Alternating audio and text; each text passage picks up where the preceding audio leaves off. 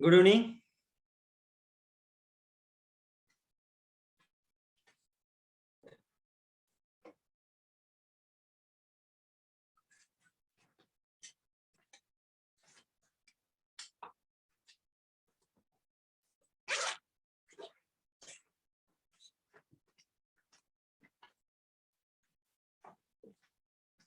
चलिए, तो आज क्या पढ़ना था?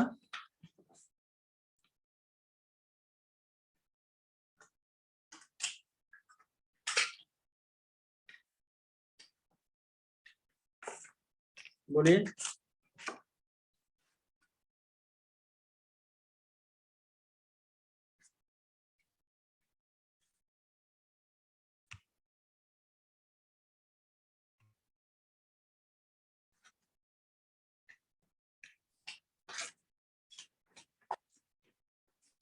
क्या पढ़ना था भाई?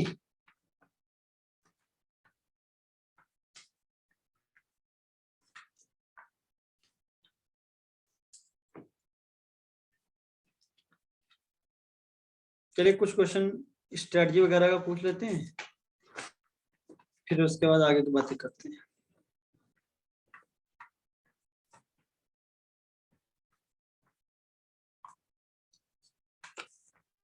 Good evening Pratyush. सबसे पहला क्वेश्चन बनता है आपके लिए स्ट्रेटजी। तैयार है सभी?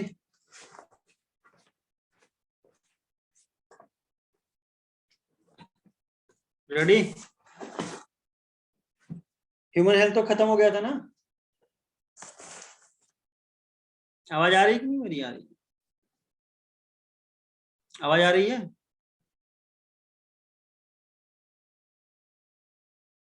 आवाज आ रही है? जा तो रही है,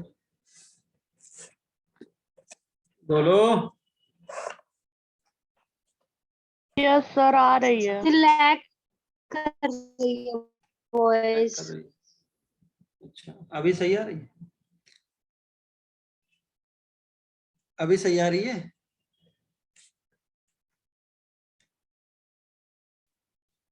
बोलो यार। जी ठीक आ रही है। ठीक आ रही है? चलो,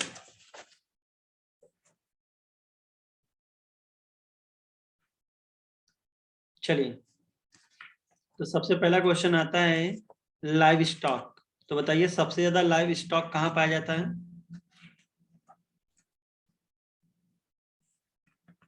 सर स्क्रीन नहीं आ रही। स्क्रीन नहीं रखना है ना, पूछ रहे हैं आपसे क्वेश्चन, क्योंकि इसमें तो भाई सब नॉन कॉन्सेप्चुअल पार्ट है, पूछने वाला है। तो सबसे ज्यादा लाइव स्टॉक कहाँ पाया जाता है, ये क्वेश्चन है। पहला क्वेश्चन आपके लिए, इंडिया एंड चाइना, कितना परसेंटेज? परसेंटेज बताइए। इंडिया एंड चाइना 70 नहीं, मोर देन 70। More than 70%। और आप लोगों को दिन भेजा भी था, पढ़ना चाहिए था ना। More than 70% world life stock population होती है इंडिया एंड चाइना में। मोर देन 70% आपका इकोलॉजी में भी हमने पूछा था, तो क्या था?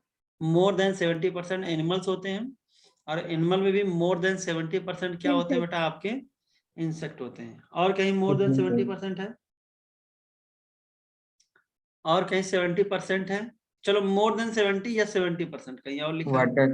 वाटर कहाँ वाटर? सर, 70 से 90% था। यस, मोर देन 70% वाटर होता है, ठीक है। और 70% बाइकार्बोनेट भी है।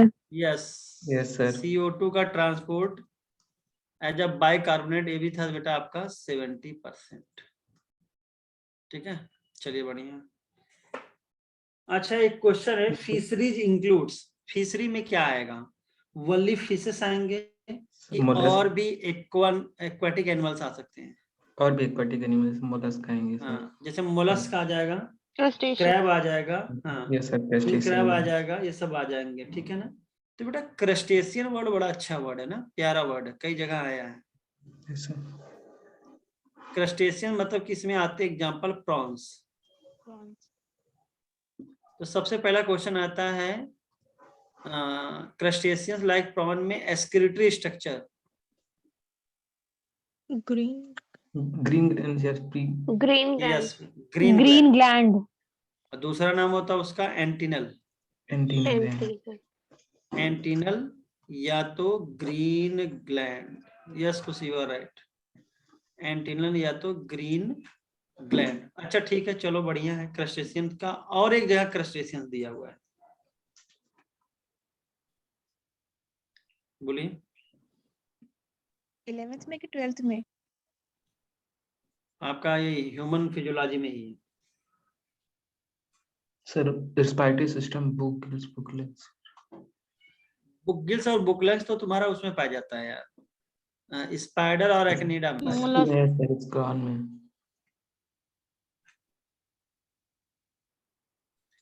बुकलंग्स ये पाया जाता है तुम्हारा सर एक्सोस्केलेटन कैल्शियम कार्बोनेट के होते हैं इनके। स्पाइडर और एरेक्निड्स। स्कॉर्पियन।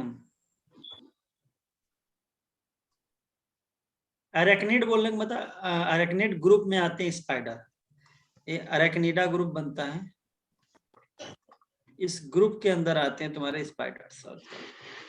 अब बुक गिल्स आपके होते हैं बेटा, बुक गिल्स होते हैं आपके किंग क्रैब या ल्यूमलस में, ठीक है। तो एक्सक्रीटरी स्ट्रक्चर याद कर लीजिएगा क्रस्टेशियन लाइक प्रॉन्स का। नेक्स्ट क्वेश्चन आता है कि ये सब किस में आएंगे? Bee, silkworms, prawns, crab, fishes, birds, pig, cattle, sheep, camels human product के लिए यूज किए जाते हैं। तो कौन कौन से प्रोडक्ट दे सकते हैं? Milk, egg, meat, wool, silk, honey, all of these. जरा ऑल ऑफ दीज। इसमें वुल प्रोडक्ट, वुल यानी वुल मतलब क्या होता है? ऊन। ऊन सर कंबल वंबल बनाने के लिए होते हैं। तो बताइए इसमें एक अच्छा क्वेश्चन आता है, पश्मीना। कौन सा वुल आता है बेटा? पश्मीना। नाम सुना है कभी? Yes sir. गोट है सर। यस सर, गोट से। हाँ ये याद रखना, pashmina wool. Yes sir. Pashmina wool ये बेटा आपका कश्मीरी वुल गोट से निकलता है, ठीक है ना। नाम बता है किसी का? नाम नहीं याद है सर। बहुत बढ़िया, नाम नहीं याद है सर तो क्या याद है? कश्मीरी क्या नाम? तुम्हारी आवाज बहुत लैग कर रही है, पहले अपनी आवाज सही करो। सर शहतूश।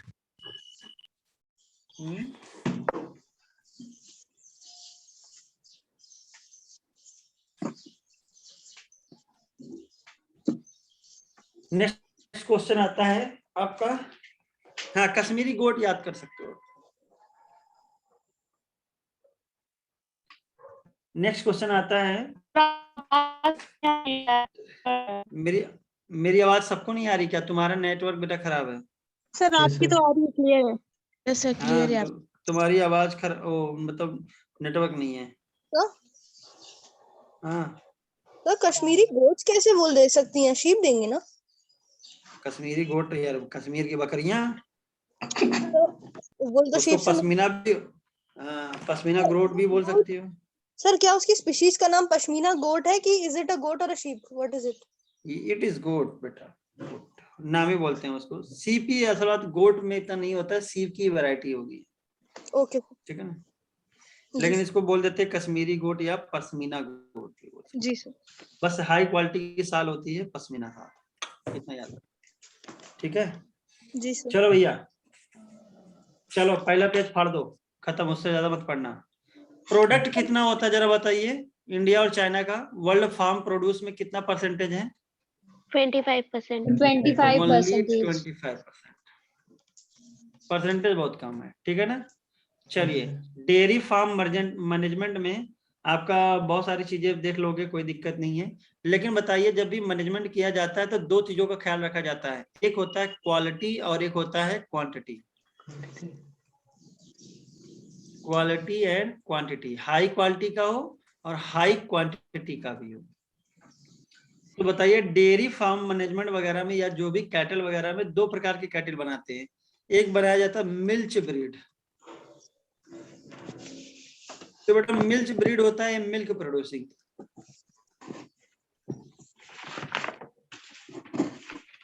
और एक होता है आपका ड्रॉट ब्रीड। इसको पढ़ने के लिए आप 9th क्लास पढ़ लो, बहुत ज्यादा अच्छा हो जाता है। 9th क्लास की एनसीईआरटी। ड्रॉट ब्रीड ये वर्क लेबर के लिए होता है, काम कराने के लिए, ठीक है। तो Yes. कोई इंडियन मिल्च ब्रीड का नाम बताओ।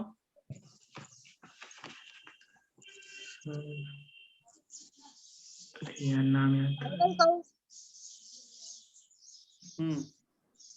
साहिवाल काऊ, सही है। साहिवाल वो इस चैप्टर तो में तो गिर नहीं हाँ काहे नहीं, गिर याद कर लो, साहिवाल काऊ याद कर लो।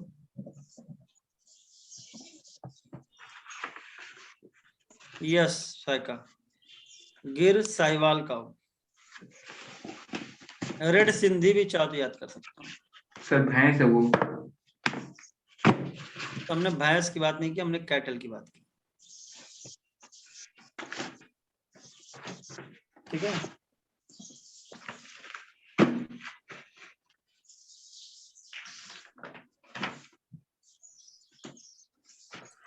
अच्छा एक बार बताओ,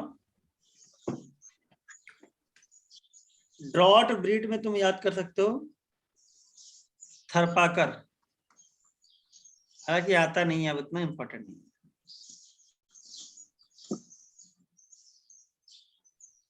पोल्ट्री फार्म मैनेजमेंट में खाली बर्ड्स आते हैं।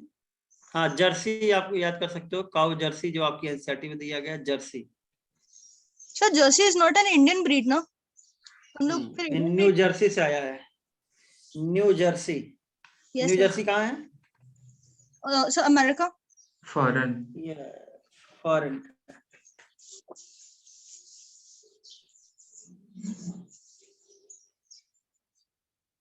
तो सबसे हाई मिल्क प्रोड्यूसिंग में लिख सकते हो होल्स्टीन फ्रिजियन।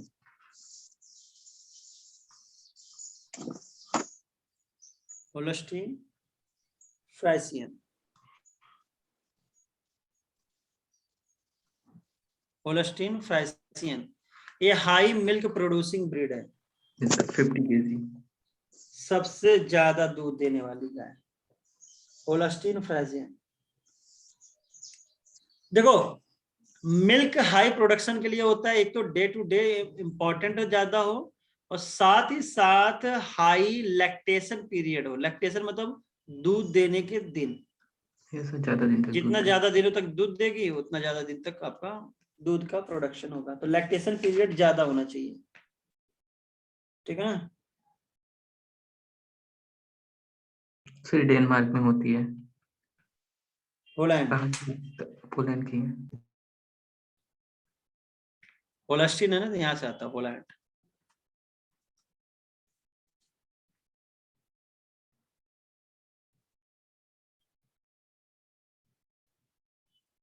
आगे फिर इसके बाद आपका पोल्ट्री फार्म मैनेजमेंट में कुछ मत याद करना, बस खाली याद करना पोल्ट्री फार्म में खाली बर्ड्स में चिकन नहीं उगाया जाता, सब उगाया जाता है। इसमें डक्स हो जाएंगे, टर्की बर्ड हो जाएगा, गीज भी हो जाएगा, ठीक है, सब हो जाएंगे। टर्की बर्ड में आपको एक चीज याद कर लेना, टर्की बर्ड आपका आया था वहां पे, कहाँ पे आया था? पार्थेनोजेनेसिस। पार्थेनोजेनेसिस। Yes sir. तो ये इंपॉर्टेंट हो गया टर्की बर्ड। और बर्ड में भी टर्की बर्ड हो गया, और इसके बाद आपका गीज भी होता है। गीज जानते हैं क्या होता है? No sir. बटेर। चलो बताओ, खुशी तुमको बताएं, व्हाट इज गीज? सर बटेर होता है ना, तुम लोग लिखवा व्हाइट चुके हैं कलर का सब। बड़ा सा बर्ड होता है। यस सर छोटा छोटा। व्हाइट कलर होता है, अच्छा। Yes, कलहंस बोलते हैं, ब्लैक ब्लैक होता है सर, ब्लैक ब्लैक। व्हाइट और ब्लैक दोनों होते हैं। काले हंस, कलहंस बोलते हैं इसको, ठीक है। व्हाइट कलर बता दी इसको तुम।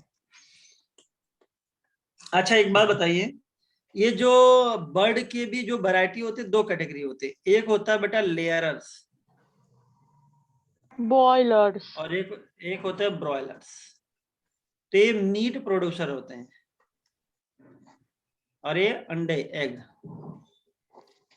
तो दो वैरायटी बनाई जाती है, अंडा देने वाली और मीट वाले, ठीक है। बर्ड से एक बीमारी होती है, वायरल बीमारी होती है poultry farm Bird management flu. में सबसे खतरनाक बीमारी है bird bird flu. Flu N1H1 तो बेटा एक आपने बर्ड फ्लू पढ़ा है, सर एक आपने पढ़ा स्वाइन फ्लू, अंतर बताइए। क्या So सर swine pig से होता है, bird flu is from birds. Yes, sir. नहीं, दोनों वायरल है, वायरस का नाम अंतर होता है। इसका वायरस जो होता है वो होता है H5N1 One, yes और sir. ये होता है H1N1। N1 बर्ड्स को बर्ड नाम ही है, ये ह्यूमन को होता है स्वाइन। ये इंपॉर्टेंट है। Yes Rajiv, you are right. अच्छा, इसी में कुछ और बीमारी भी बेटा होती है बर्ड्स को। Head disease. एक Newcastle. होता है रानी खेत डिजीज, ये भी याद कर सकते हो, ये पुराने क्वेश्चनों में आया हुआ है इसलिए आपको बता रहे हैं। Newcastle disease. हेलो जी सर, पढ़ा।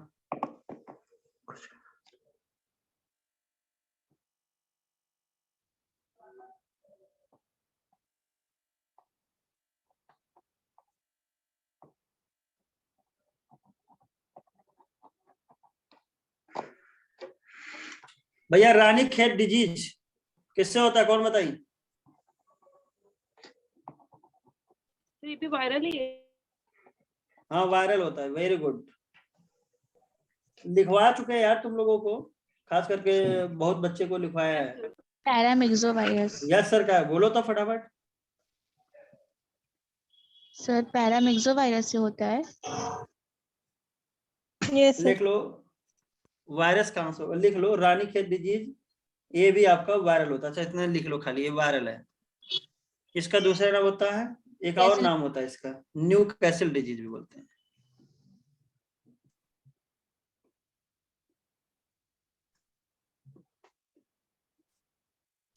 और बेटा आपका एक और इसमें बीमारी होती है, बस इससे ज्यादा नहीं पूछे, छोड़ रहे हैं। रानी खेत डिजीज बस याद कर लो, वायरल वाला याद कर लो। अब ब्रीडिंग के 3 टाइप होते हैं। अगर 4 से 6 जनरेशन तक सेम जनरेशन में कर रहे हो इनब्रीडिंग तो इसको हम लोग क्या बोलेंगे, इनब्रीडिंग। Inbreeding. और इनब्रीडिंग से बताओ हेट्रोजाइगोसिटी बढ़ेगी कि homozygosity? Homozygosity homozygosity. Recessive allele क्या हो जाएगा, एलिमिनेट हो जाएगा, क्योंकि हर बार आप डोमिनेंट कैरेक्टर चूज कर रहे हो। और lines चल रही हैं। जैसे तुम लोग क्या करते हो, रोज पढ़ाई कर करके बोर हो जाते हो, लेकिन ये नहीं सोच रहे हो कि जितना ज्यादा पढ़ोगे उतना ज्यादा क्या हो जाएगा, चीजें मजबूत होती जाएंगी।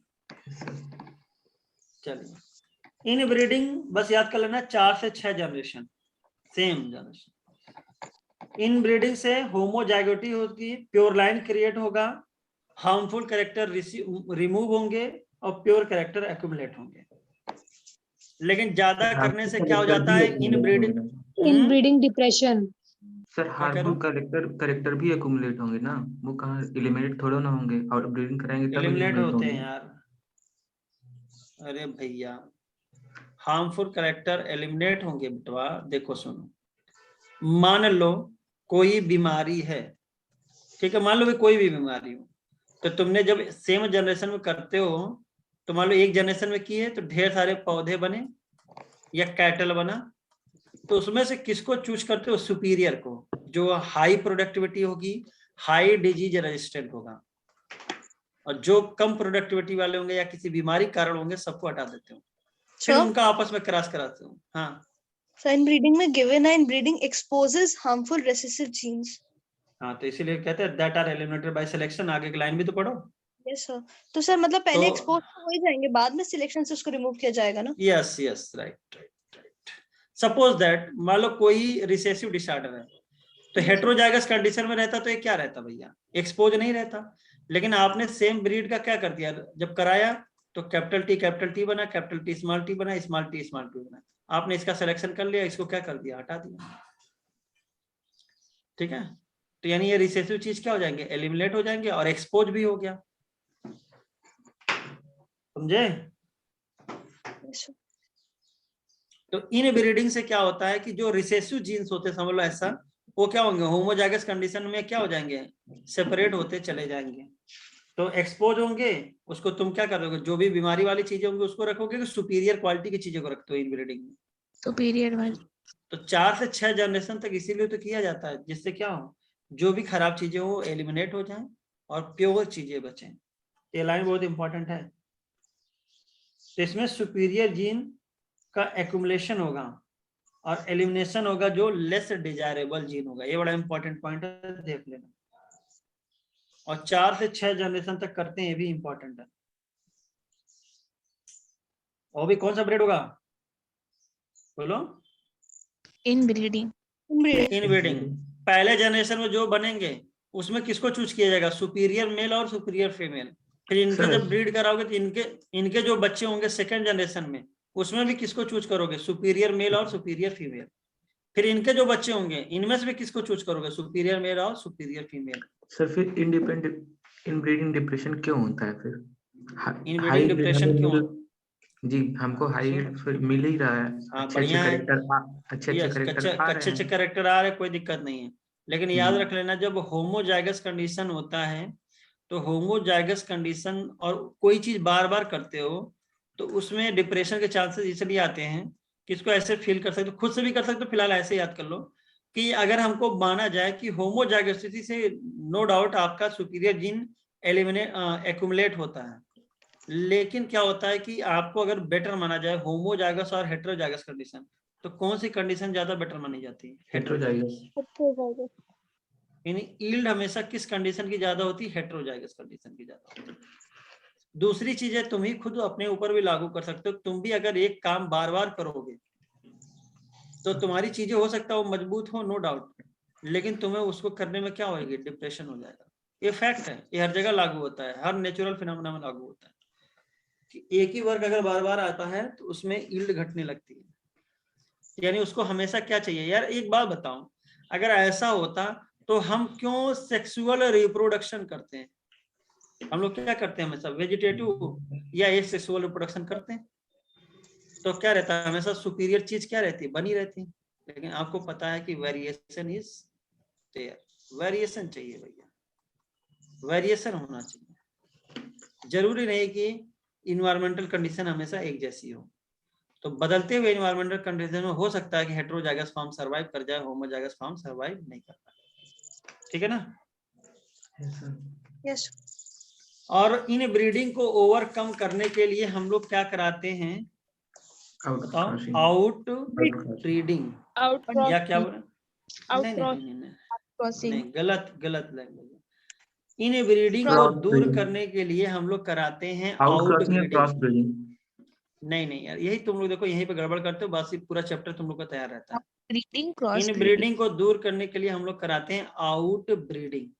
क्या कराते हैं? Out breeding. अब आउट ब्रीडिंग के तुम्हारे 3 मेथड हो गए। एक हुआ आउट क्रॉसिंग,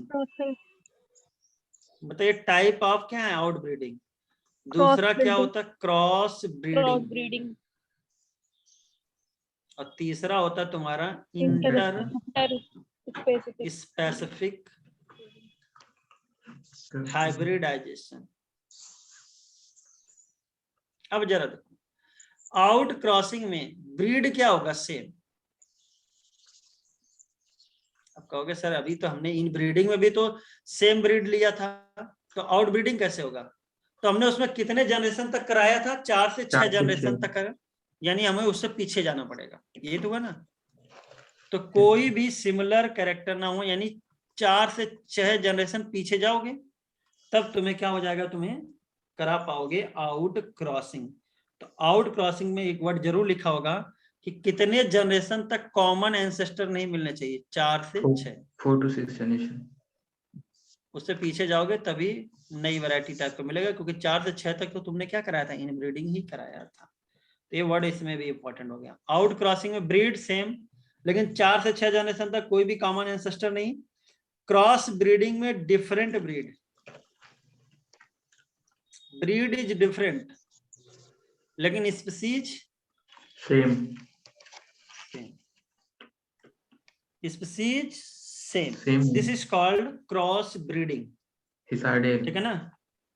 ब्रीड डिफरेंट बस सेम स्पीसीज, जैसे कि सीप, हिसार्डेल। भेड़ की 2 स्पीसीज है, Bikaneri Merino ewe Bikaneri and एविल, मरीनो मैरिनो रैम। रैम। और इसमें जब क्रॉस कराया गया तो एक नई वैरायटी बनी, दैट इज हिसार्डेल। एक कैसे बनते हैं? क्रॉस ब्रीडिंग से, ठीक है ना। और इंटर स्पेसिफिक हाइब्रिडाइजेशन में स्पीसीज ही डिफरेंट है, तो ब्रीड की तो बात ही छोड़ दो। Yes sir. स्पीसीज डिफरेंट है, लेकिन डिफरेंट होने का मतलब ऐसा नहीं कि बहुत ज्यादा दूर वाला हो, यानी रिलेटेड हो। related species. कैसे हो? रिलेटेड। जैसे कि घोड़ा खच्चर। और डंकी रिलेटेड है, घोड़ा और डंकी रिलेटेड है, ठीक है। तो अच्छा। म्यूल और हॉर्स और डंकी के बीच में जब रिलेशन किया गया तो क्या बना आपका? म्यूल। खच्चर। तो यहाँ पे हाँ खच्चर। तो म्यूल कैसे बना? तो यहाँ पे लिया गया Male मेल डंकी horse. और फीमेल हॉर्स। मेल डंकी और फीमेल हॉर्स, प्रोडक्ट क्या आया इसका? म्यूल। सर म्यूल इनफर्टाइल होता है। जाए हाँ, ये स्टेराइल है, यानी कि इनफर्टाइल।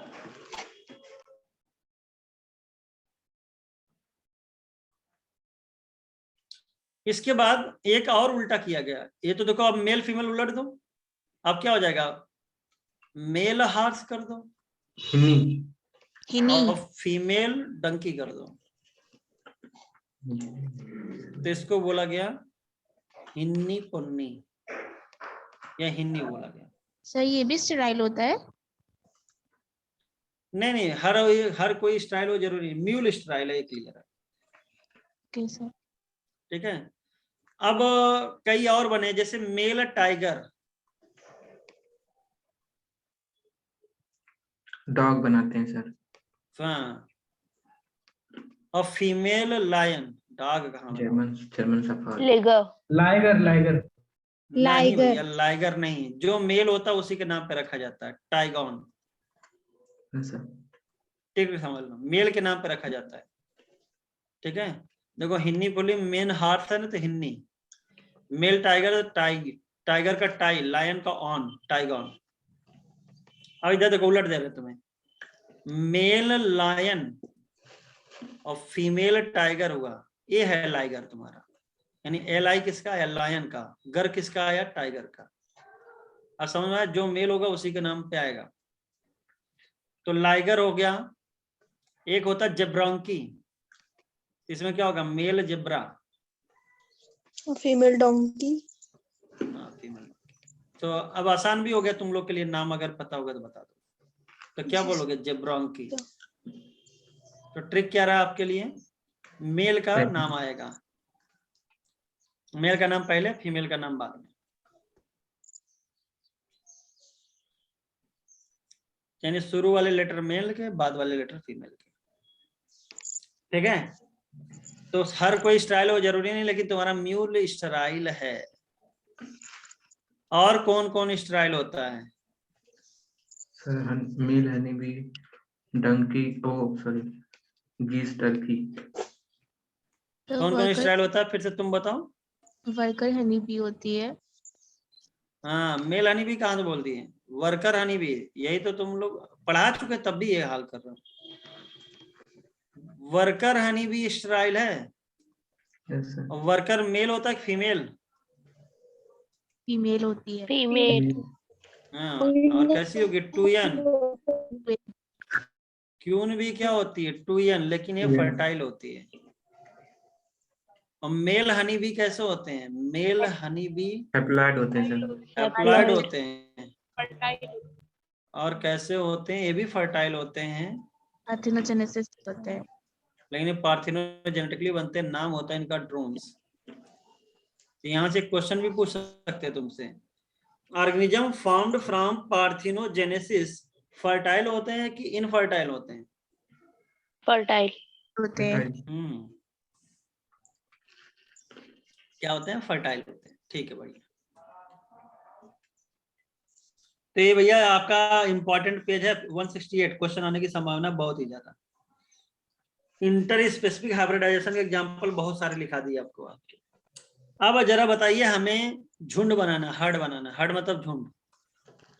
तो भैया हमारे पास जेनेटिक मदर यानी जो हाई क्वालिटी की मदर थी एक ही है, ब्रीड तो एक ही होती।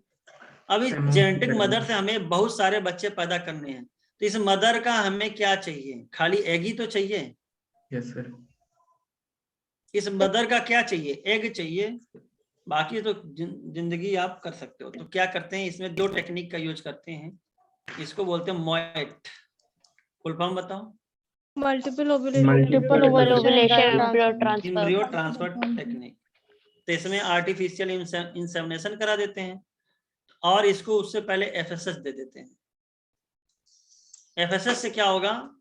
फॉलिकुलर स्टिमुलेटिंग हार्मोन होता है, कहां से निकलता है? Anterior pituitary.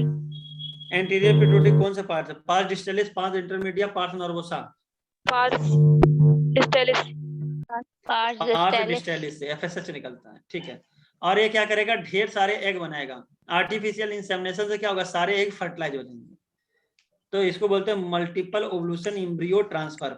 बना ओवा क्या हुआ? एक से ज्यादा बने, 6 से 8 बनते हैं। नंबर भी याद होना चाहिए। कितने?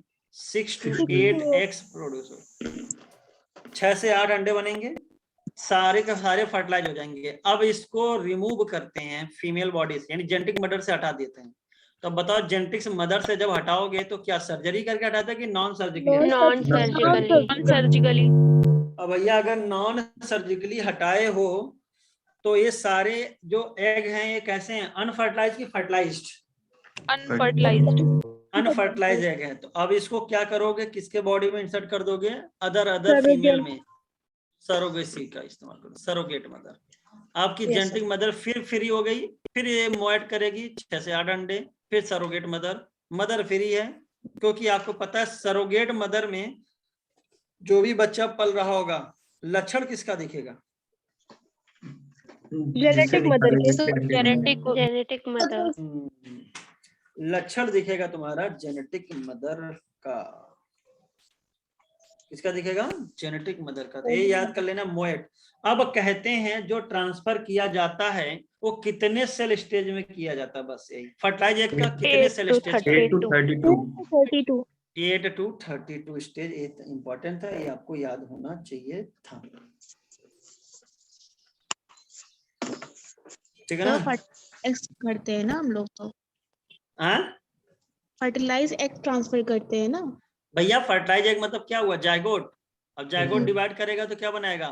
1 से 2, 2 से 4, 4 से 8, 8 से 16, 16 से 32। तो कहते हैं किस स्टेज में करते हैं फर्टिलाइज एग? 8 से 32 सेल स्टेज। ठीक है ना? यानी मोरुला, और मोरुला के बाद आगे का स्टेज आएगा। मतलब सर नॉन सर्जिकली रिमूव कराने के बाद इन विट्रो फर्टिलाइजेशन कराते हैं, उसके बाद उसको ट्रांसफर कराते हैं। भैया फर्टिलाइजेशन बॉडी में हो गया, जेनेटिक मैटर में। आर्टिफिशियल इंसेमिनेशन का मतलब क्या हुआ? मदर के बॉडी में स्पर्म पहुंचाया गया है। तो फर्टिलाइजेशन कहाँ होता है? मदर के बॉडी में, मदर में। जेनेटिक मदर के बॉडी में होता है। ठीक है। सर नॉन सर्जरिकली रिमूव का क्या मतलब हुआ? नॉन सर्जिकली भैया सुनो, नॉन सर्जिकली रिमूव करने का मतलब ये होता है कि सर्जरी नहीं की जाती है, बिना सर्जरी के, यानी फीमेल जेनेटिक ट्रैक्ट के जरिए अंडे को रिकवर कर लिया जाता है। सुनो। इस प्रक्रिया में, मोएट की प्रक्रिया में, सिंपल सा बताओ कि मोएट की प्रक्रिया में जो मल्टीपल ओवुलेशन हुआ है उसका फर्टिलाइजेशन कहाँ होगा? जेनेटिक मदर की बॉडी में कि बाहर होगा? बॉडी के अंदर। बॉडी के अंदर हुआ ना। अब बॉडी के अंदर जब फर्टिलाइजेशन हुआ तो एग क्या हो गया? फर्टिलाइज। ठीक है।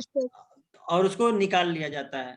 तो सर्जरी नहीं किया जाता है। सर्जरी मतलब कि चीर फाड़ो, और नॉन सर्जिकली मतलब यानी फीमेल जेनेटिक ट्रैक्ट के जरिए निकाल लिया जाता है। सर ये जेनेटिक मदर के अंदर ही फर्टिलाइजेशन होता है। इसमें हम लोग कोई शक एम्ब्रियो नहीं ट्रांसफर करते हैं। हाँ तभी तो लिखा है मोएट यार मल्टीपल ओवल्यूशन, एक से ज्यादा अंडा दिया और जब फर्टिलाइज हुआ तो किसका ट्रांसफर किया गया, एम्ब्रियो का, तभी बोला गया MOET, multiple ovulation embryo transfer technology. यानी ये मोएट में ही सारी कहानी फिक्स है। अगर मोएटे याद कर लो तुम लोग ना तो बहुत सारी चीजें खत्म हो जाए। और पूरी लाइन लिखी भैया, इलाइट बुल या आर्टिफिशियल इंसेमिनेशन दोनों कर सकते हो, यानी नेचुरल इंसेमिनेशन भी हो सकता है और आर्टिफिशियल इंसेमिनेशन भी हो सकता है।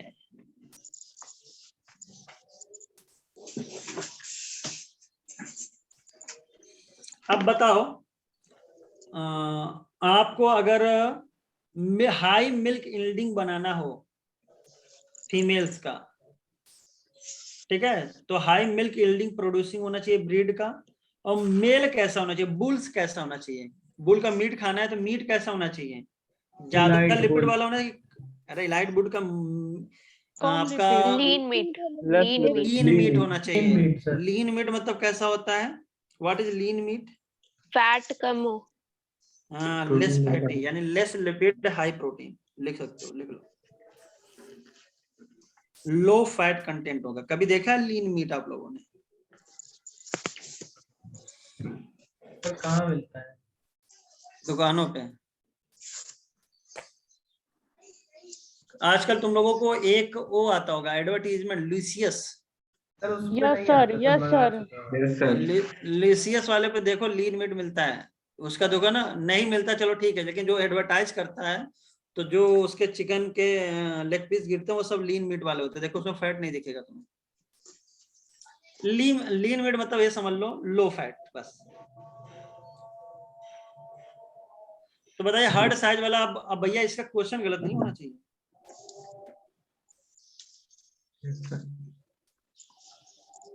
चलो नेक्स्ट क्वेश्चन, एपी कल्चर किसका दूसरा नाम है? Sir bee rearing. Bee keeping या बी कीपिंग को बोलते हैं एपी कल्चर। और बी कीपिंग का मेन प्रोडक्ट क्या होता है? Honey. Honey. Onion wax, bee wax. Bee wax. Main product हम पूछ रहे हैं। Honey. Bee wax. Main product bee wax. Bee wax होता हनी है टनी कुछ नहीं है, कितना शहद खाते हो, क्योंकि बी वैक्स यूज करते हैं बहुत सारे चीज में, कॉस्मेटिक्स में, और कॉस्मेटिक्स आ गया तो मतलब समझ ही जाओ तुम लोग कितना इंपॉर्टेंट हो। ठीक है, तो मेन प्रोडक्ट होता है बी वैक्स। अच्छा तुम बहुत बोल रही हो, हम क्या समझे हैं? सर अपोलोजाइज सर, मतलब मेरा कोई वो मकसद नहीं था, मस्ती की। अरे sorry, कहाँ जा रही हो, हम मजाक कर रहे हैं। चलो सही है भाई, तुम्हारी बात तो सही है, हम भी समझ गए। अरे हम खुद यूज करते हैं। Yes sir. I am sir कौन सा? सेल्फ यूजर यार। कौन सा सर? इसमें मैडम को तो छोड़ो, हम खुद सेल्फ यूजर हैं। कौन सा यूज करते हैं? अरे यार ठंड चल रही तो ठंड में तो आदमी यूज करता है ना, पैराफिन वैक्स, मतलब कि क्या बोलते हैं उसको, ठंड के लिए जो रूखा के लिए यूज करते हैं, मॉइस्चराइजर। हाँ वो तो पेट्रोलियम चली होती है ना। ठीक है, पेट्रोलियम जली होती है वैक्स, लेकिन नेचुरल होगा तो क्या होगा, बी वैक्स भी डाला जाता है उसमें। Okay sir. हाई क्वालिटी का यूज करोगे उसमें मिलेगा बी वैक्स। मामा अर्थ फलाना अर्थ का यूज करोगे।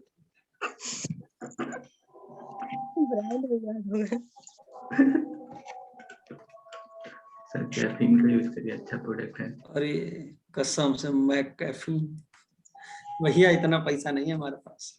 यस सर, कैफीन बहुत अच्छे प्रोडक्ट है सर। करिए, वो कम के होते हैं। हम भैया, हमको सिंपल सा आयुर्वेदा पसंद है, इसलिए हम कामा आयुर्वेदा का यूज ले करते लीजिए हैं। सर, मेरे पास बहुत सारा पड़ा है। दे दो भैया हमको, दे दो, सारे कूपन भेज दो आज हम। चलो छोड़ो हटा ये सब जोक्स अपार्ट। यानी आपका कॉस्मेटिक इंडस्ट्री में ज्यादा यूज होता है, दैट्स Yes, व्हाई sir. बेटा आपका बी वैक्स मेन प्रोडक्ट होता है। अब बेटा जो हनी प्रोड्यूसिंग वी होते हैं उसके नाम भी कभी कभी पूछ लेते हैं, तो याद होना चाहिए। एक होता है एपिस इंडिका, ये कौन सी बी होती है? Indian bee. अच्छा इंडिका मतलब इंडियन तो होता ही है। अच्छा यहीं पे तुमको एक नाम और याद होना चाहिए था, Mangifera indica. Yes, sir. Mango. और ये होता है मैंगो। और मैंने आप लोगों को बताया था, इसी वजह से कहते हैं इंडिका अगर हम स्पीसीज माने तो मैंगो की माने कि एपिस की माने, इसलिए indica is specific epithet. Most correct होता है एपिथेट। तो अगर दोनों दिया हो तो आप चॉइस क्या रहेगा, स्पेसिफिक एपिथेट। ना दिया हो मजबूरी में क्या कर सकते हो, स्पीसीज मान सकते हो। और रॉक बी का नाम किसी को पता है? एपिस डोर्साटा।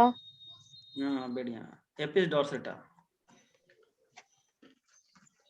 और बेटा सबसे ज्यादा हनी प्रोड्यूसिंग बी होता है एपिस मेलिफेरा। इटालियन और बी। ये इटालियन बी कहते हैं, हाईएस्ट हनी प्रोड्यूसिंग होती है और सर काटती कम है। यहाँ मिलता है सर ये। हाँ, हाईएस्ट हनी प्रोड्यूसिंग बी कौन होती है? Apis mellifera, Italian B. और एक चीज और याद कर सकते हैं इसके बारे में कि ये आपका लेस स्टिंगिंग है। स्टिंग मतलब डंक वाले, तो लेस स्टिंगिंग है। इसका मतलब क्या हो गया कि आपके लिए सही है भाई। अरे मधुमक्खी पालन करोगे और तुम्हें काटे तो तुम्हारे फायदा करेगा नुकसान करेगा? तो कम काटने वाले लोग हैं ना, तो ये आप याद कर सकते हो। अच्छा, कुछ यहीं पे आपको कुछ की ओल बनाए जाते हैं कि और भी कुछ कल्चर आते हैं, जैसे कि आपका एक आता है सेरिकल्चर। सेरिकल्चर। यस, सबसे अच्छा क्वेश्चन आया, सेरिकल्चर। तो सेरिकल्चर क्या है? सिल्क के लिए। Silk worm. Silk worm. Yes, तो एक कल्टीवेशन ऑफ सिल्क, और सिल्क वर्म का नाम होता है बॉम्बेक्स। ठीक है। और इसके बाद आता है आपका pisciculture. Pisciculture. Only fishes. Pisciculture में कल्टीवेशन ऑफ फिश। और एक्वा कल्चर में आपका जो भी एक्वेटिक एनिमल या प्लांट है वो सब आएंगे आपके एक्वा कल्चर में। एक्वा मतलब वाटर। एक आता है बेटा सिल्वी कल्चर, ये क्या होता है? नहीं पता सर। सर एग का। एनीवन? सर एक का कल्चर करना, एक पैदा नहीं करना। नहीं नहीं नहीं, तुम सिल्वर रिवॉल्यूशन से दिमाग लगा रहे हो अपना, ये सब चक्कर ना पड़ो। Forest cultivation. हाँ, कल्टीवेशन ऑफ फॉरेस्ट है सिल्वी कल्चर।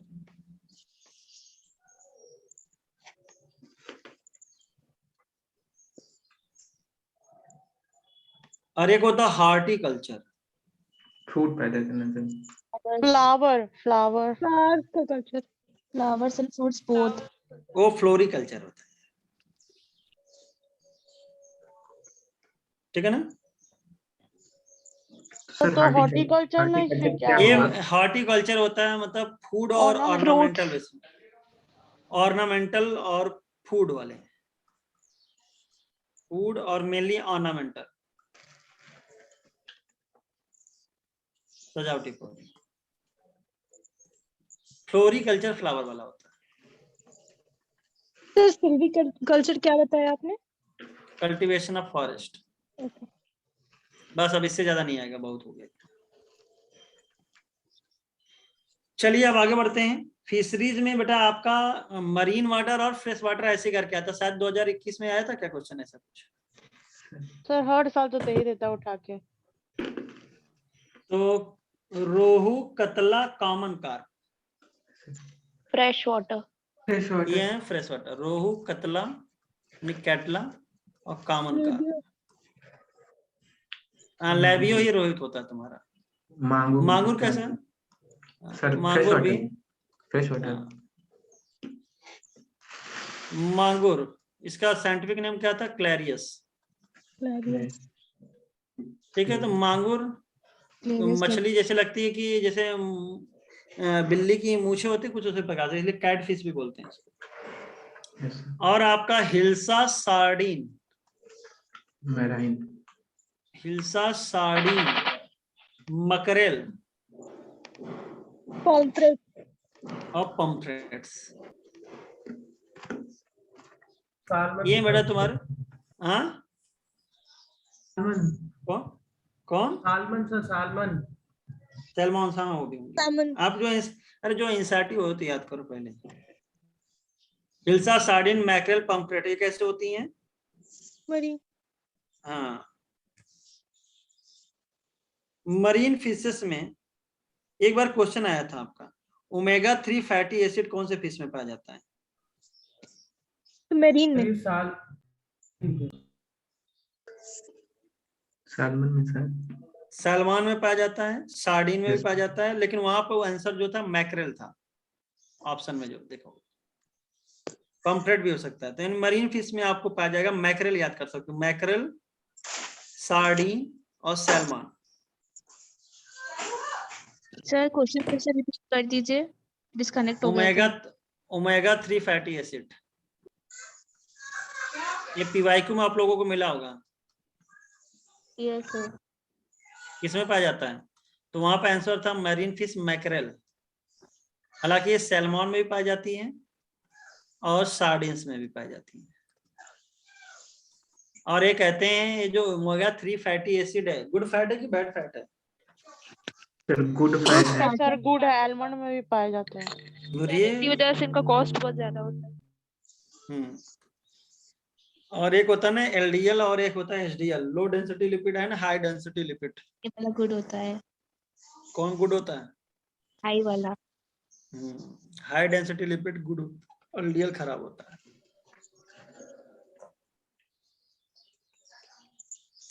अब भैया फिशरी हो गया तुम्हारा, पिस्सीकल्चर हो गया, एक्वा कल्चर हो गया, ठीक है ना? और बस खत्म। ग्रीन रिवोल्यूशन, ये इस बार साथ क्वेश्चन आया था, ग्रीन रिवोल्यूशन क्या है? What is green revolution? तो father of green revolution in India कौन थे? MS स्वामीनाथन। स्वामीनाथ। और वर्ल्ड के कौन थे? Doctor Norman Borlaug. Norman E Borlaug.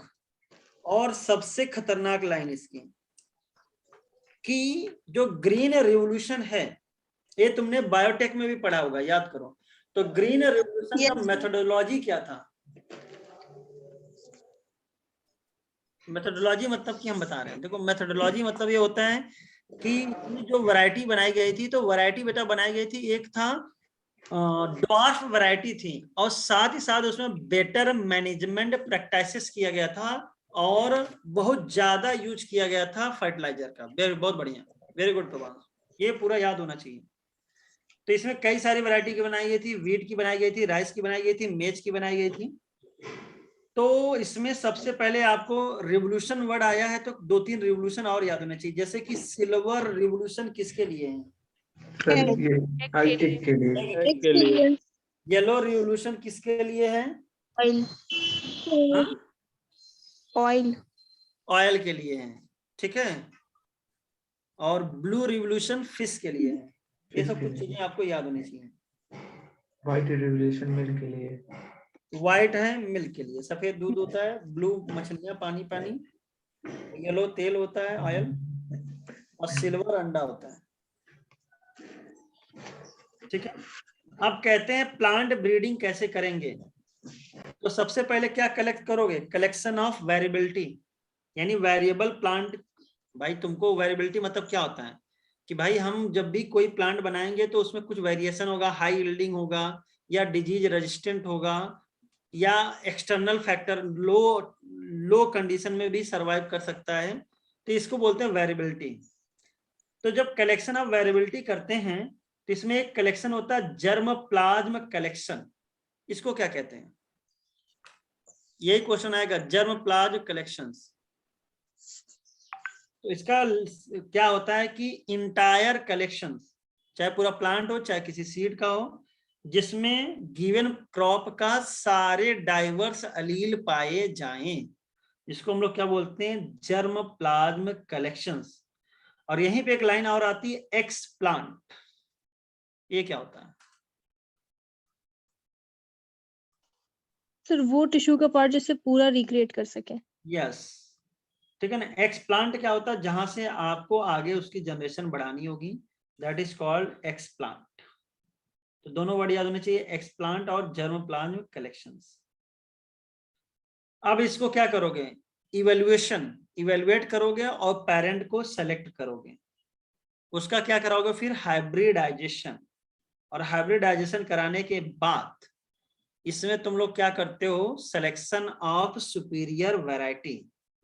जो सुपीरियर होंगे उसका सिलेक्शन करोगे, उनका आपस में क्या करोगे, फिर से क्रॉस करके प्योर लाइन क्रिएट करोगे और फिर उसको भेज दोगे testing, release and commercialisation of new cultivar.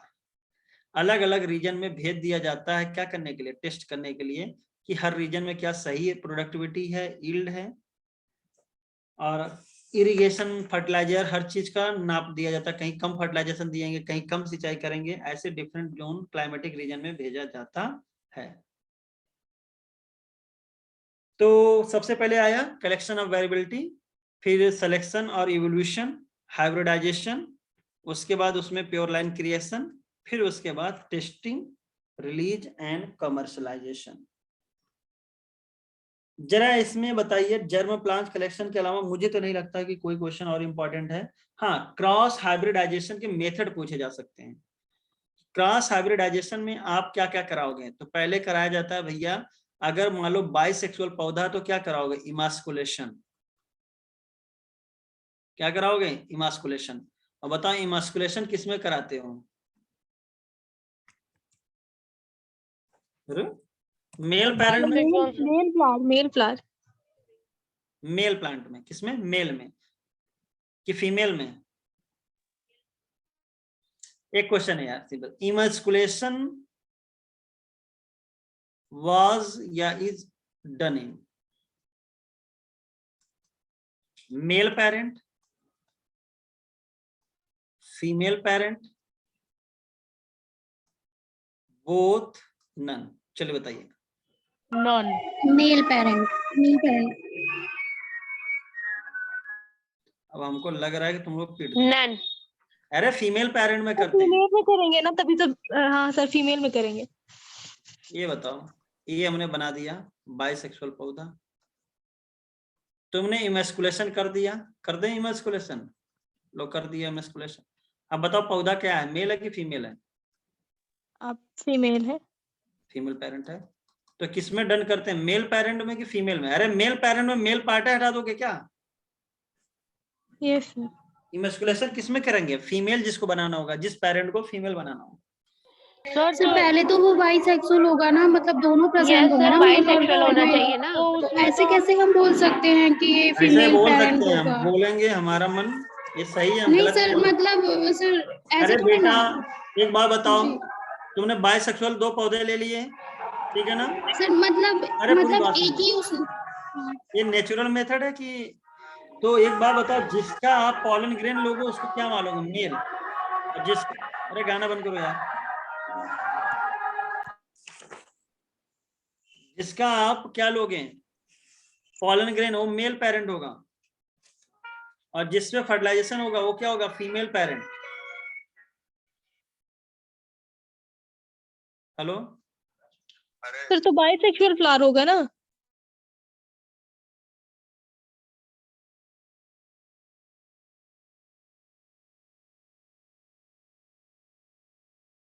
Voice नहीं आ रही आपकी। सर शायद फोन पे बात कर रहे हैं तभी ओके। उन्होंने म्यूट किया होगा। हाँ ठीक है, कहाँ पे थे भैया, फीमेल पेरेंट में डन करते, याद रखना। चलो पेज नंबर 33 खोलो। सर NCERT सर एक क्वेश्चन है सर, बाइसेक्सुअल फ्लावर में करेंगे ना हम लोग तो इमास्कुलेशन। अरे सर जब फीमेल पेरेंट होगा ही तो कुछ करने का जरूरत ही क्या है, उसमें तो बस फीमेल पार्ट हुआ ना। बाइसेक्सुअल फ्लावर था तब ना उसको हटाना पड़ा पार्ट है तो उसमें। उधर तो बैगिंग करेंगे ना अगर जरूरत पड़ी तो। हे भगवान, तुम लोग इतना दिमाग क्यों लगाते हो। हमने कहा कि तुम्हें हमें 2 पौधा दे दिया, plant A, plant B. Plant A में तुमने इमेस्कुलेशन कराया, तो प्लांट ए कौन सा पेरेंट है, फीमेल पेरेंट है कि मेल पेरेंट है, बताओ बस। फीमेल। अरे बाइसेक्सुअल, इमेस्कुलेशन की दो, छोड़ो लाइन खोलो, तुम छोड़ो हटाओ, और इधर 33 पे, पेज नंबर 33 पढ़ो, सेकंड लास्ट का सेकंड पैरा पढ़ो। If the female parent bears bisexual flower, removal of anther from the flower bud before the anther dehisces using a pair of forceps necessary. अब फिर देखो सेकंड पैरा पढ़ो, last वाला, last para पढ़ो। If the female parent produces unisexual flower there is no need for emasculation. तो एकदम दिमाग में डाल लो, जो तुम बायसेक्सुअल सोच रहे हो हम नहीं कह रहे, गलत सोच रहे हो, लेकिन वो पेरेंट क्या मानोगे तुम, फीमेल पेरेंट है, तभी तो इमैस्कुलेशन करा रहे हो, नहीं तो काहे कराओगे। Okay sir. ये आर्टिफिशियल करा रहे हैं हम, नेचुरली थोड़ी ना करा रहे हैं कोई चीज। तो बताओ अगर यूनिसेक्सुअल होगा फीमेल पेरेंट तो क्या इमैस्कुलेशन कराओगे? No sir. No sir. और अगर आपका फीमेल पेरेंट बायसेक्सुअल होगा तो क्या कराओगे? इमैस्कुलेशन। इमैस्कुलेशन के बाद क्या करोगे? बैगिंग। बैगिंग। बैगिंग के बाद फिर बैग खोलोगे और फिर क्या कराओगे? आर्टिफिशियल पॉलिनेशन, यानी उसमें उसके ऊपर क्या रख दोगे? उसके स्टिग्मा पे पॉलन डिजायर रख दोगे और फिर उसकी दोबारा क्या कर दोगे? रीबैगिंग। पूरे स्टेप याद होने चाहिए। तो ये चैप्टर 2 देखो तो हर जगह लिखा रहता है। चैप्टर 2 मतलब समझ रहे हो ना, sexual reproduction in flowering plant की बात कर रहा है। सर एक मिनट सर, ये जो मतलब ये फीमेल पेरेंट सर हमने कंसीडर कर लिया है क्या? जैसे मतलब यस ये बाइसेक्सुअल तो वो है ना फ्लावर, तो सर मुझे समझ नहीं आया सर, लिखा है एनसीईआरटी में साफ साफ। हाँ तो लिखा है ना फीमेल पेरेंट, तो तो सर हम बाइसेक्सुअल समझ नहीं आया ना, ऐसे अरे याद नहीं बेटा होगा। पूरी बात सुनो, क्यों दिमाग लगा रहे हो? ये आर्टिफिशियल करा रहे हो आप। जब आर्टिफिशियल कराओगे तो बताओ प्लांट ए को हम क्या माने, मेल पेरेंट माने कि फीमेल पेरेंट माने? सर वो तो मतलब ऑलरेडी होगा ना, मानना तो मतलब बाद में मानेंगे ना, जब उसमें एक पार्ट रह जाएगा तब मानेंगे। हम कह रहे हैं बाइसेक्सुअल फ्लावर रहने भी दो, चलो रहने दो। हम कह रहे हैं चलो इमैस्कुलेशन भी नहीं कराएं। अब लो, तुम लोग कॉन्सेप्ट गलत रखते हो तो क्या होगा। हमने इमैस्कुलेशन भी नहीं कराया, प्लांट ए था, ये प्लांट बी है।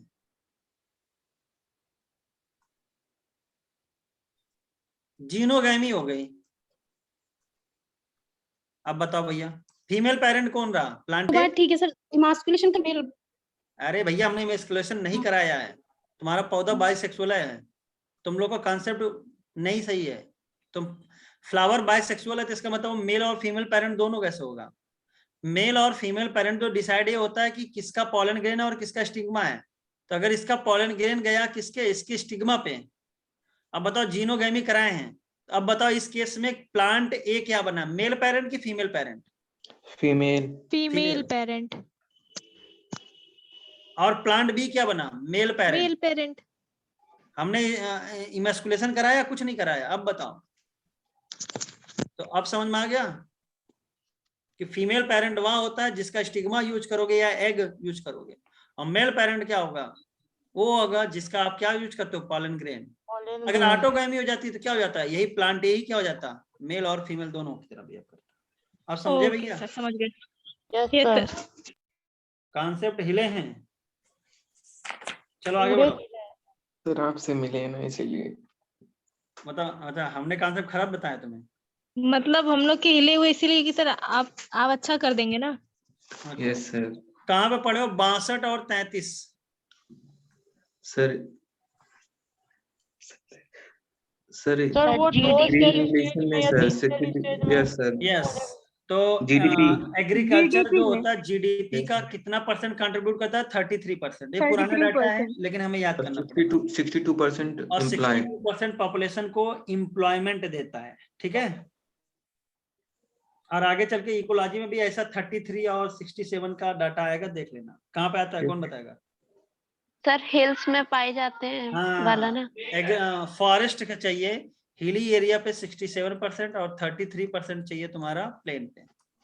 प्लेन। ग्रीन रिवोल्यूशन का ईयर क्या होता है? तो इसका कह दो सर कोई ईयर नहीं है, ये 1960s। और 1960s बोलने का मतलब क्या आएगा? 61 भी आएगा, 62 भी आएगा, 63 भी आएगा, 64 भी आएगा, 65 भी आएगा, 66 आएगा, 67 आएगा, 68 आएगा, 69 आएगा।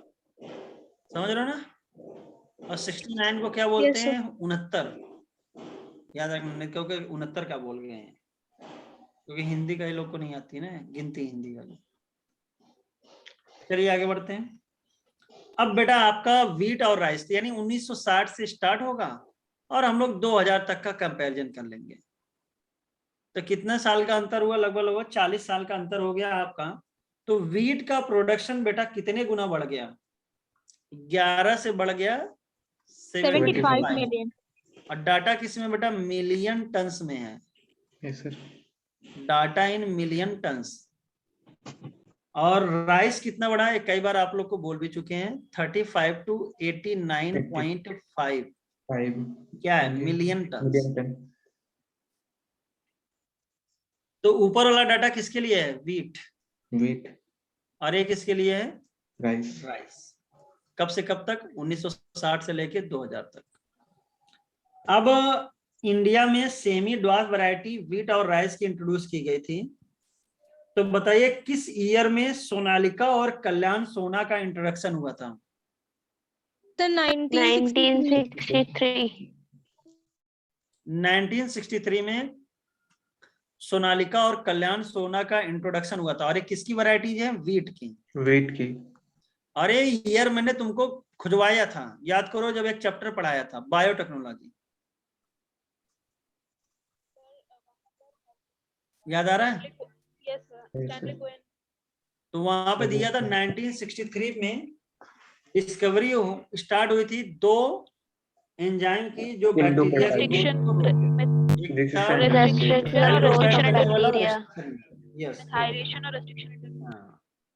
जया और रत्ना का इंट्रोडक्शन ईयर क्या है, 1966। और जया और रत्ना कहाँ की वैरायटी है, Rice variety. राइस की वैरायटी है, ठीक है। और ये बता ताइचुंग नेटिव 1 का किसकी वैरायटी और कहाँ की, राइस की वैरायटी और ताइवान ये राइस की वैरायटी है और ताइवान की है। ताइवान से सर। और IR8 वैरायटी, ये होता है IRRI, पूरा नाम पढ़ो, इंटरनेशनल राइस रिसर्च इंस्टीट्यूट। कहाँ का है, मैक्सिको का। फिलीपींस। कहाँ का है, फिलीपींस। और ताइचुंग नेटिव 1 कहाँ का है, ताइवान का है, ठीक है ना। तो एक क्वेश्चन पूछा जाता है कि ये जो जया रत्ना थी ये कहाँ से डिराइव की गई थी, तो कहोगे सर IR8 और ताइचुंग नेटिव 1 यहाँ से डिराइव कर गई थी इंडिया में बनाने के लिए, ठीक है ना।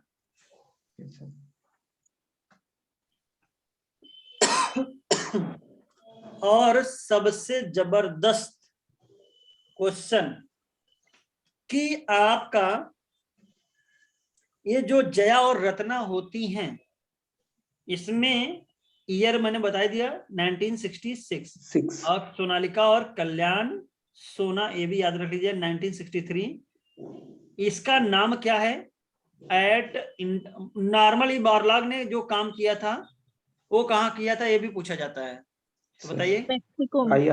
International centre for wheat and मेज इम्प्रूवमेंट, कहाँ पे था ये, मैक्सिको, हरियाणा नहीं भैया, मैक्सिको में, ठीक है ना।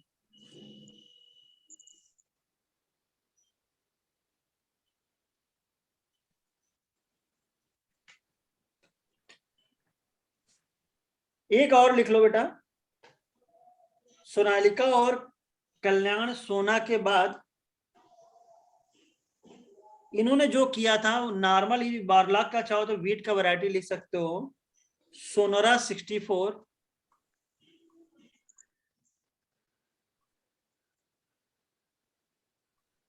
और लेरमा राजो 64।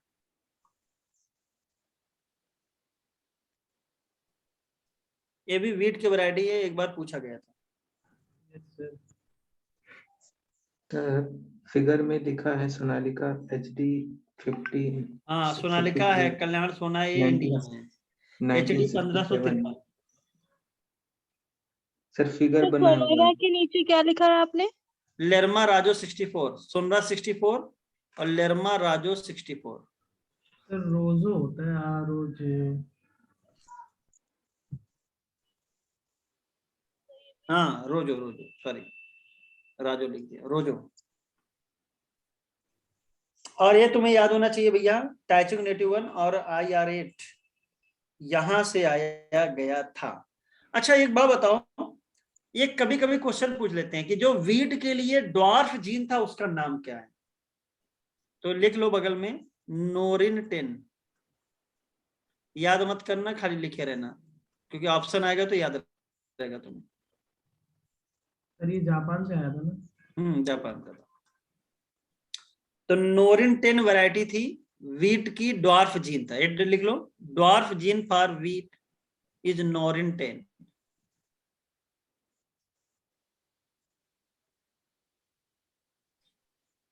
और राइस का भी आता है, लेकिन हमको नहीं लगता आया है। नोरिन 10 आया है एक बार। शुगर केन, शुगर केन की एक था साउथ का और एक था नॉर्थ इंडिया का। तो साउथ इंडिया में कौन सा था भाई?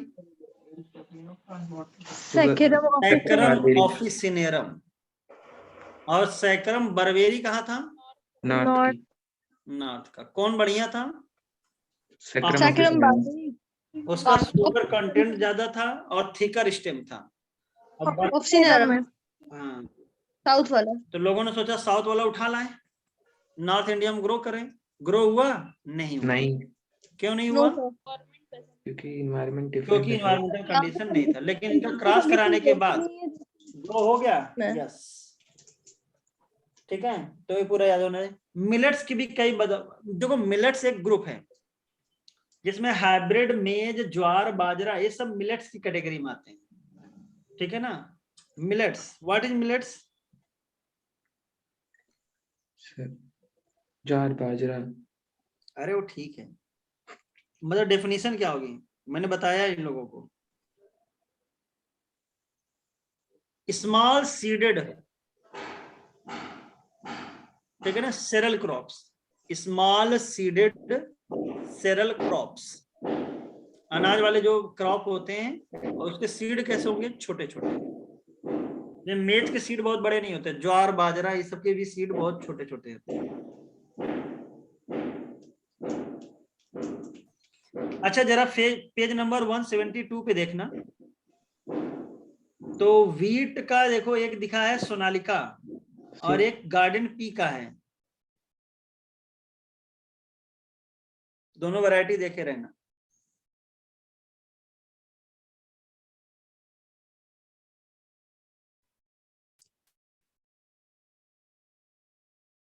अब डिजीज के लिए बताइए, क्रॉप का लॉस कितना % हो जाता है डिजीज की वजह से? सर 20 to 30 से लेकर टोटल भी हो सकता है। 20 से 30% और समटाइम ज्यादातर, और एक टोटल भी हो सकता है। ये तो भाई सही है, पूरा बर्बाद हो गई फसल, लेकिन 20 से 30% लॉस हो जाता है। तो इसमें भैया कुछ बैक्टीरियल होते हैं, कुछ फंगल होते हैं। तो हम नाम बोल रहे हैं, जरा बताओ फंगल है कि बैक्टीरियल है? Brown rust of wheat. Sir fungal. Fungal. Fungal होती है sir. Brown rust of wheat कैसा है? Fungal sir. Red rot of sugar cane. Fungal है। Fungal. Late blight of potato. Sir fungal. Fungal है। नाम किसी को याद है? Yes sir. बताओ, ब्राउन रस्ट ऑफ व्हीट किससे होता है?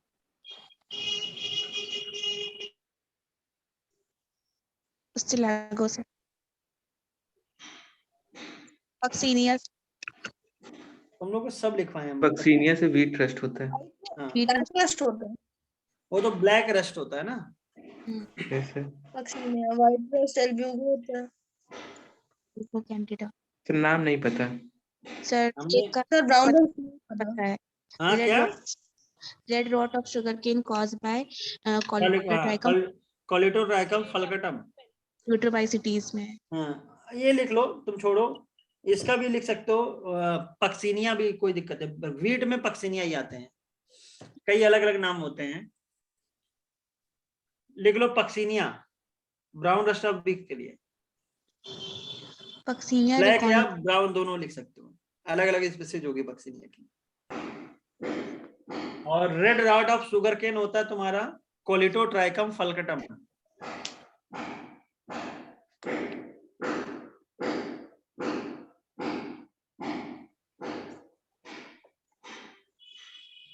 कोलेटोट्राइकम फल्कटम।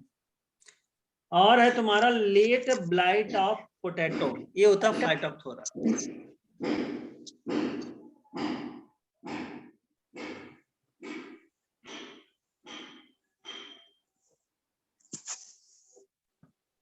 ये फाइटोप्थोरा कौन सा फंगल ग्रुप है?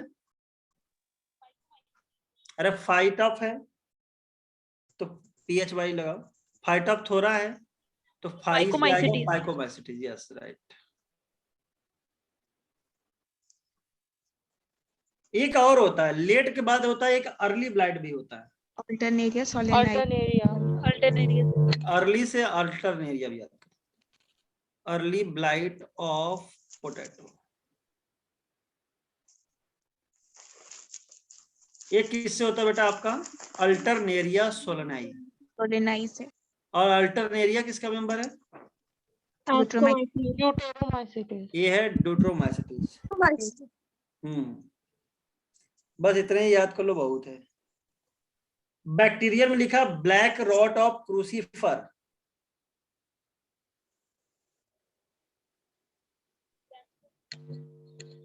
Xanthomonas campestris, black rot of crucifer. लेकिन व्हाइट रस्ट ऑफ क्रूसीफर किससे होता है? ये तुम्हारा वहां पे दिया है फंजाई में भी, यानी white rust of mustard. Mustard मतलब क्रूसीफेरी। पुराना नाम था क्रूसीफेरी, नया नाम है ब्रेसिकेसी। भैया ये किससे होता है? एल्ब्यूको कैंडिडा से। यस एल्ब्यूको। ये भैया याद रखना, व्हाइट रस्ट ऑफ मस्टर्ड। किससे बताया सर? हाँ ब्लैक रॉट ऑफ क्रूसीफर किससे बताया आपने? बता। White rust of mustard Albugo से होता है, या इसको बोल सकते हैं क्रूसीफर। भाई क्रूसीफेरी का नया नाम क्या है? ब्रेसिकेसी। हाँ।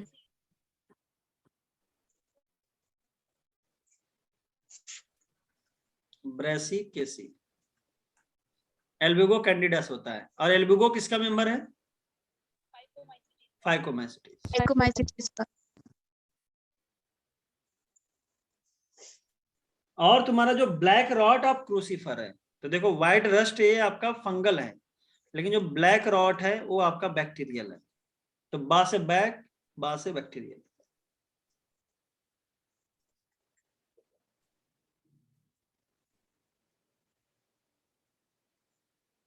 क्रूसीफर में जो ब्लैक रॉट होता है वो किससे होता है? ज़ैंथोमोनास।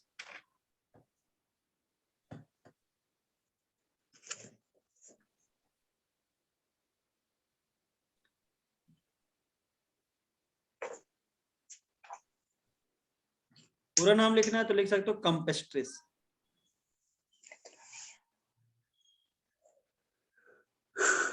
चलो भैया आगे क्या है? वायरल में तुम्हारा नाम है जबरदस्त बढ़िया है, टोबैको मोजैक वायरस है, टर्निप मोजैक वायरस। हाँ ज़ैंथोमोनास सिट्राई से होगा तुम्हारा सिट्रस कैंकर। ये सिट्रस कैंकर होता है तुम्हारा ज़ैंथोमोनास सिट्राई से।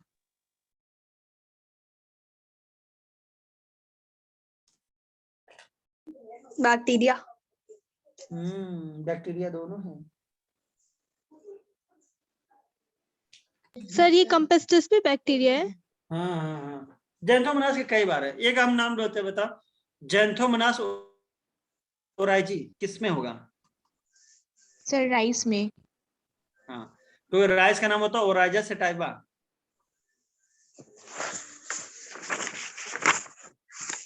ज़ैंथोमोनास ओराइजी ये राइस में हो गया। चलो छोड़ो। अब डिजीज रेजिस्टेंट बनाना है तो हमें क्या करना पड़ेगा? वही पुरानी दुनिया, या तो जीन डाल दो या तो क्या कर लो, आर्टिफिशियल हाइब्रिडाइजेशन कर लो। टेबल भैया आपको दोनों याद होना चाहिए, टेबल 9.1 एंड 9.2। 9.1 टेबल किसके लिए बना है?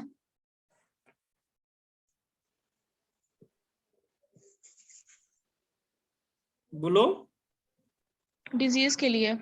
हाँ और 9.2 बना है आपका इंसेक्ट पेस्ट रेजिस्टेंट। तो हम क्या बोले, वैरायटी बोले कि क्रॉप बोले? हम वैरायटी बोले, आप क्रॉप बताना। पूसा स्वर्णिम करण राई। White rust. अरे आप क्रॉप बताओ, किस क्रॉप के बारे में बता रहे हैं? ब्रासिका। व्हाइट रस्ट बताता है। पूसा सुब्रा, पूसा स्नोबॉल केवन। कॉलीफ्लावर। और ये बनाएगा black rod, curl light black rod. Disease ना याद करोगे तब भी ठीक है, लेकिन वैरायटी जरूर याद कर लेना। पूसा कोमल, काउपी। कौपी। और पूसा सदाबहार, चिली। चिल्ली। सदाबहार क्या होता है? चिली। कोई भी चिली। मौसम हो, बिना चिली के काम नहीं चलेगा तुम्हारा। और हिमगिरी होती है वीट की वैरायटी। और ये हो गया डिजीज रेजिस्टेंट। पूसा स्वर्णिम आपका होता है डिजीज रेजिस्टेंट, और पूसा गौरव क्या होता है आपका? ये पूसा जानते हो, नाम है, जगह का नाम है। Rapeseed mustard. हाँ, रेपसीड मस्टर्ड, यानी आपका एफिड से बचाता है। पूसा जानते हो कहाँ होता है? नहीं। दिल्ली के पास कुछ है। अरे Pusa institute of technology, Delhi में है सब। Yes sir. ठीक है, दिल्ली में है। Okay sir. Agriculture institute university भी है, तो वहीं पे सब सारा काम होगा ना। जैसे कानपुर में कौन सा है? CSA, Chandrashekhar Azad. Yes sir.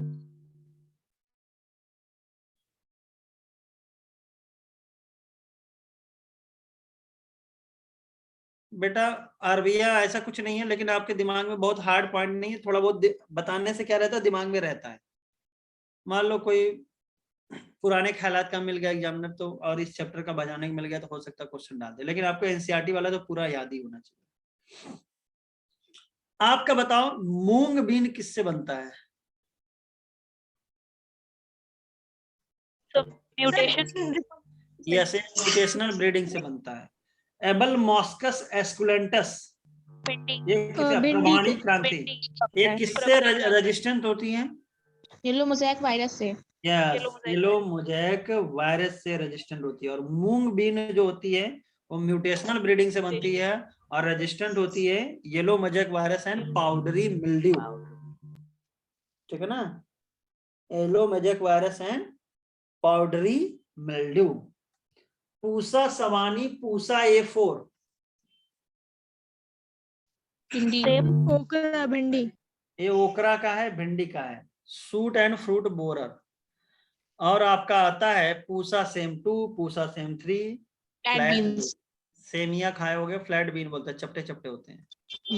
और ये जैफ के लिए होते हैं। जैफ मतलब jassid, aphid and fruit borer. तो इसके लिए तो भैया 1-2 बार आप याद कर लेना, नेक्स्ट टाइम आपको फिल इन द ब्लैंक के फॉर्म में दे देंगे। 840 मिलियन क्या है? पीपल। हंगर, भूख या hidden hunger. Hidden hunger. Hidden hunger. तो what is hidden hunger? Sir जिसमें carbohydrate, inadequate nutrients. Yes sir. हाँ, प्रोटीन, मतलब पेट भरा रहेगा, कहने का मतलब पेट भरा रहेगा, पेट भरा रहेगा, लेकिन आपको एसेंशियल नहीं मिनरल्स मिलेंगे। जैसे आप लोगों ने देखा होगा, जो रिक्शा चालक लोग जो होते हैं, तो बेचारे शाम को मिलेंगे, 4-5 लोग मिलेंगे, कहेंगे भैया हम आटा लाते हैं, तुम थोड़ा सा ये सब्जी लाना, बना के खा लेते। लोग सब्जी आटा बना के खा लिए, मोटी मोटी रोटी बना के खा लिए, पेट तो भर गया, लेकिन उनको सारे न्यूट्रिएंट्स नहीं मिले, ना प्रोटीन मिल रहा है ना कुछ। तो इसका मतलब वो किसके शिकार है? हिडन हंगर के। और इतने कितने लोग हैं? 84 करोड़। अभी समय तो ज्यादा हो गया होगा। यस सर, वो बता दीजिए। 840 मिलियन है कि 3 बिलियन है? सर 3 बिलियन है। हाँ, कितने? 3 बिलियन है। हिडन हंगर तो हर कोई शिकार है, हम तुम भी शिकार हैं हिडन हंगर के। और 840 मिलियन में तो खाना ही नहीं मिला, बेचारे भूख से मर रहे हैं, इनएडिक्वेट फूड है। ये रियल हंगर है, मतलब खाना ही नहीं मिला। और हिडन हंगर ज्यादा संख्या 3 बिलियन, मतलब कि 300 करोड़, यानी आधी आबादी, 300 करोड़ आधी आबादी क्या है? हिडन हंगर का शिकार है। मतलब पेट तो भरती है, लेकिन न्यूट्रिएंट्स प्रॉपर नहीं मिलते हैं। क्या बता दें सर? 9.2.3 का जो फर्स्ट पैराग्राफ है ना, उसको एक बार एनसीईआरटी से बता दीजिएगा। कहाँ? यस, पेज नंबर बोलो यार। Page number 175। Plant breeding for development resistant to insect pest. ये पैरा बता दीजिए इसमें क्या प्रॉब्लम है? सर। भूल जाते प्रॉब्लम नहीं है, भूल जाते हैं। Confusion sir. अच्छा ठीक है। ये 9. टेबल 9.2 बताना कि वो जो बताना है कॉटन और सीरियल लीफ बीटल वाला? ये ये बताना। सर वो कॉटन सीरियल लीफ बीटल। चलो ठीक है, बता देंगे, पहले इसको याद कर लेते हैं। यस। और ये 840 और 3 बिलियन याद होना चाहिए।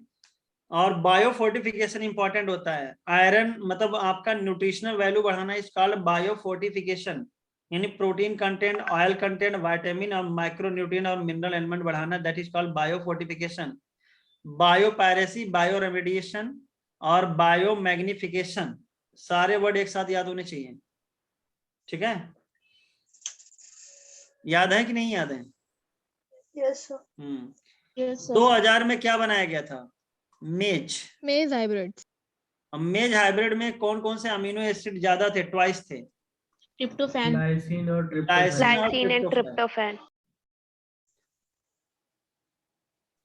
और बेटा ट्रिप्टोफान लाइसिन आया, फिर इसके बाद लाइसिन और आर्जिनिन एक साथ आए हैं एक जगह पे। कहाँ पे आए हैं? हिस्टोन। हिस्टोन ऑक्टामर में। Basic amino basic acid. Amino acids. Basic amino acid में। और लाइसिन और आर्जिनिन कहाँ पाए जाते हैं? तुम्हारे हिस्टोन ऑक्टामर में भी। और Yes, sir. Tryptophan amino acid आगे चल के क्या बनाता है? सर थायरोक्सिन एंड बाकी। गलत, वो टायरोसिन है। Sorry sir. Protein. Melatonin. Tryptophan एक मिनट। ट्रिप्टोफान हमने बोला है। मेलाटोनिन। है इसका नाम। ये सेरोटोनिन बनाता है, लिख लो, न्यूरोट्रांसमीटर बनाता है सेरोटोनिन।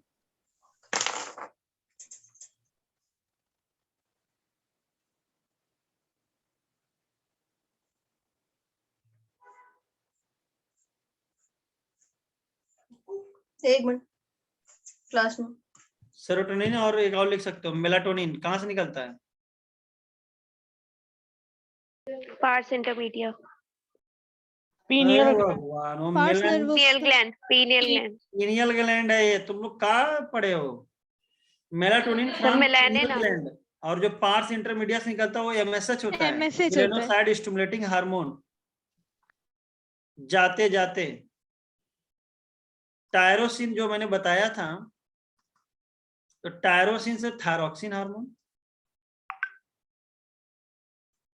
टायरोसिन से वो चले जाएगा फिनाइल कीटोन्यूरिया, मेलानिन, मेलाटोनिन नहीं मेलानिन।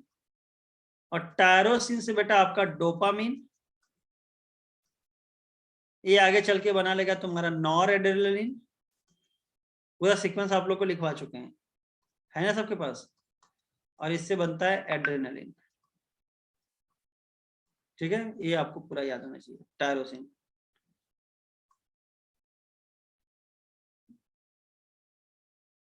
नहीं है तुम्हारे पास? चलो ठीक है, हम बता देंगे नेक्स्ट टाइम। अभी इतना याद रखो, पूरा सीक्वेंस बता देंगे। सर मेरे पास भी नहीं है सर। हाँ ठीक है ठीक है ठीक है। तो नेक्स्ट चैप्टर में बेटा ये आपका यूनिट खत्म हो जाएगी, तो आपकी लास्ट यूनिट बचती है कौन सी? इकोलॉजी। वो खत्म होने के बाद फिर आपका हम लोग पूरा मतलब हमने धीरे धीरे, एक्चुअली आप ये भी नहीं कर सकते कि हमने आपको नहीं किया, हमने एक एक लाइन मतलब एक एक पेज देखते चले गए। तो इसमें आपने जो पूछा उसको भी बता देंगे। ठीक है सर एक क्वेश्चन पूछना था ब्रीथिंग से। हम्म। सर जब हम लोग पहाड़ पे चढ़ते हैं तो जो हमारी बाइंडिंग एफिनिटी होती है डिक्रीज कैसे हो जाती है? वो लाइन समझा दीजिए यार अब ये बात तुम लोग बोलते हो तो अच्छा नहीं लगता है। सर। कंफ्यूजन होती है, फीटस वाले में बढ़ कंफ्यूजन क्या जाती क्या है? सिंपल सी बात है कि 100 ml ऑक्सीजनेटेड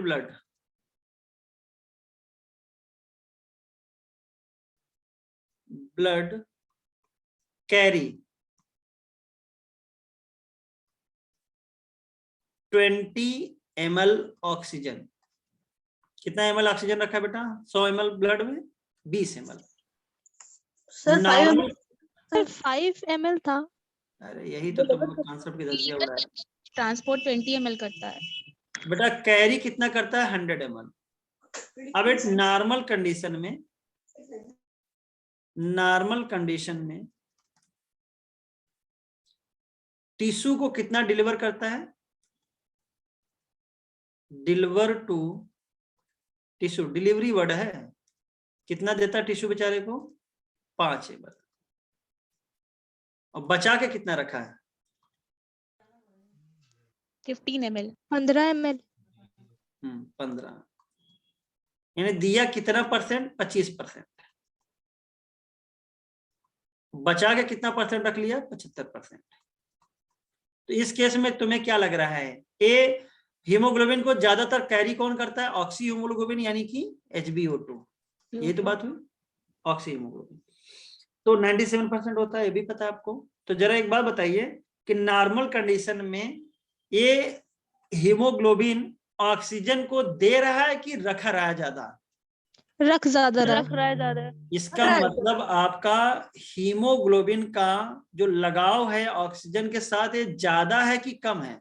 ज्यादा है। मोर इन नॉर्मल कंडीशन।